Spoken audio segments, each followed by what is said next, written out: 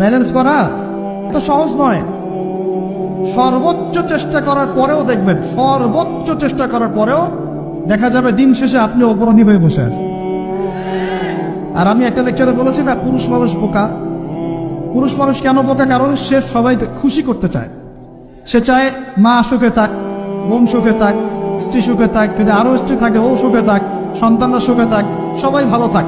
এবং তাদের ভালোর জন্য তারা কত কষ্ট করে, দিন রাত ডিউটি করে, অফিসে যায় আসে, জ্যাম ফেস করে, মানসিক প্রেশার নাই, শারীরিক প্রেশার নাই, তাই না?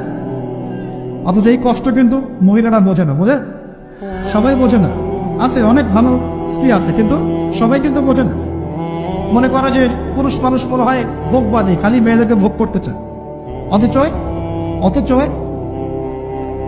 সবাইকে সুখে রাখার এই চেষ্টায় একজন পুরুষ দিন শেষে নিজেই সুখী হয় না। বহু পুরুষ শেষ বয়সে গিয়ে একাকিত্বে ভোগে, একা হয়ে যায়।